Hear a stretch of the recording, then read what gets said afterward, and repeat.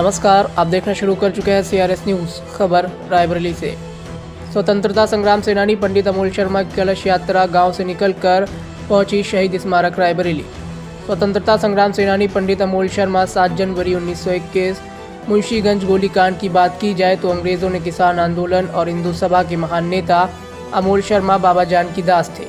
इनको सई नदी पर अंग्रेज़ों ने गिरफ्तार कर जेल में डाल दिया था। इतने पर सई नदी पहुंचे किसानों द्वारा अपने नेताओं की मांग की गई तो अंग्रेज़ों ने सई नदी का पुल ही तोड़ दिया। तभी हजारों की संख्या में किसानों ने अंग्रेज़ों को मुंह तोड़ जवाब दिया तो अंग्रेज़ों ने किसानों पर गोली चलाई, जिसमें बदलू बेड़िया को पहली गोली लगी।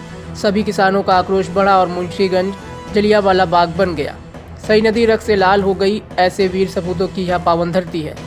जिस समय ब्रिटिश दास्ता की बेड़ियों में जकड़ा हुआ था, हर सांस में मुक्ति पाने के लिए संघर्षरत था। जिले के सपूतों ने स्वाधीनता का प्रथम संग्रह राणा बेनी माधव सिंह की अध्यक्षता में लड़ा और अपनी शक्ति का लोहा मनाया।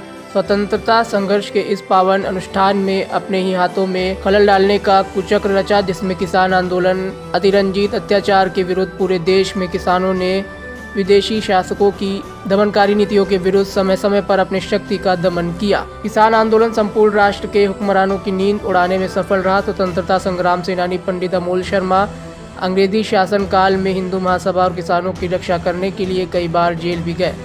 ऐसे वीर पुरुष थे पंडित अमोल शर्मा, बाबा जानकी दास, लालता प्रसाद, बद्री नारायण सिंह। लेकिन अगर बात की जाए तो कई कार्यकाल बीत गए और कई प्रधानमंत्री भी बने और कई मुख्यमंत्री भी बने, लेकिन अब तक ऐसे वीर पुरुषों के गांव सभी सुविधाओं से वंचित है।